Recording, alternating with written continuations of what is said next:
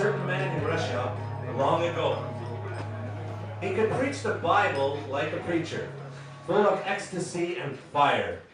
But he also was a kind of teacher, woman with desire. Rah, Rasputin, lover of the Russian queen. Avec 2 ou 5 autres personnes, une fille vient nous parler, je suis sûr que tu la connais, mais je me trompe en fait. C'est son anniversaire et elle veut danser. J'aurais dû lui proposer de danser. On aurait bien ri, elle et moi, ou toi et elle.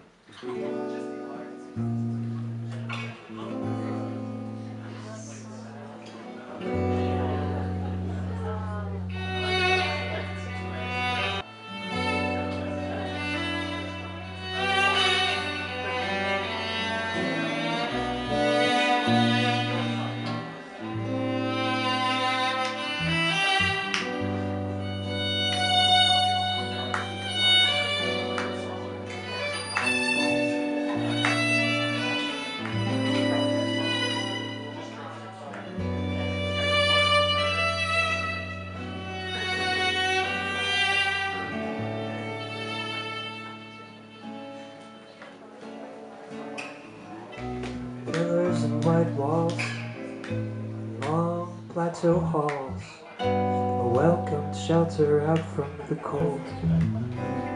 Shivering, shiver, shiver, shivering, yeah. Let's cut right through it, right through this bullshit.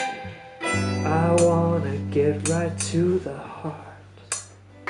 I could treat you like a bitch, or I could treat you like a lady. I could treat you like a girl of my dreams, and now would you still want me? I could treat you like a whore, right from, right from, right from. Moss grows over my toes as I stand and I watch you, study you with patience and with wonder. Slowly, I am turning into Tennyson's garden. Slowly, I am falling like an ancient statue, overgrown with you. And all around me, honey drips at half speed in a thick summer heat, as bees weep for their once great and now lost queen.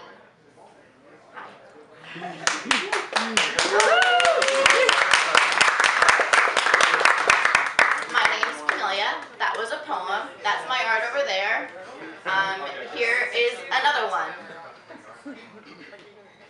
I find stillness in this ache. The trees are creaking and my bones feel restless. Spreading out against you, I see centipedes crawling over my skin as I sink into the moss and mud below. I am loving you, spirit. And so this, like in front of me here, is my manuscript for my book of poems called Meeting My Son and Other Poems. My son came to me first as news, as a photo, as a fully formed shock, his already opened eyes sharing with me the bewilderment of a new world. Then he became a living and breathing choice, out of the city, beyond the trees, and past anywhere that a road could take me. He lived in a world separate from mine, that I could have kept separate. It felt cruel to get what I had always wanted, a child, in a way so different from how I wanted it.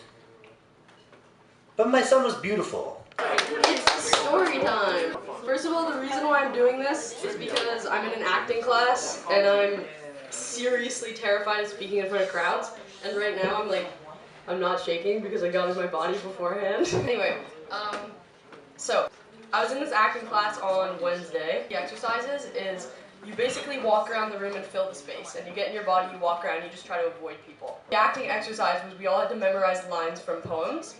So we're doing this for like 3.5 hours, all walking around, all connecting, and it's like we're getting in this groove that like everybody is so connected. And my little shell of being terrified of speaking aloud and memorizing lines is opening up and growing into this expansive human, and I'm having such a great time. I'm feeling great. I'm so confident right now. I can totally get through this breakup. I'll be fine. We sit down and the teacher was like, I don't know if you noticed, Brianna, but everybody talked to you because you're so open. And I was like, what? I'm open? Thank you.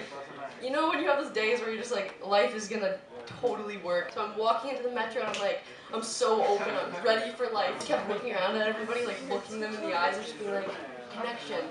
A really strange sense of dread that came out of nowhere. All the positivity I had was gone, and all the tasks on my to-do list seemed insurmountable. So I just thought maybe I'd give myself 2 minutes to catch my breath, and I'd look out the window for a while. And then everything went black. And when I woke up, I was surrounded by all my new colleagues, and I was lying on the floor, draped in a blanket. And they kept saying, don't move, the paramedics are on the way. And I kept thinking, like, shit, I've done something really wrong. How am I going to explain myself? But I kept drifting out of consciousness before I could apologize for, like, fainting. And when I woke up properly, the paramedics were there and they were able to tell me what happened. So the bad news was I had an epileptic seizure. I want to take a second real quick. This is the first big show that we had here since Darcy died in December. And I don't know, I feel like I need to say something, so I'm not going to take up a lot of time, but yeah, in case some of you don't know, he still lives here. This was his room over here. Here's some of his last paintings over to the right of me, and some older ones too. And yeah, he started up the life drawing thing here about 3.5 years ago, and I met him a few months after that. And yeah. A lot of you knew him, but some of you didn't. And I'm not going to give like a eulogy because it'd be really hard to even describe his life. He was not an easy person to describe, not really an easy person, period. And yeah, but he was my closest friend. And yeah, that's all I wanted to say about it.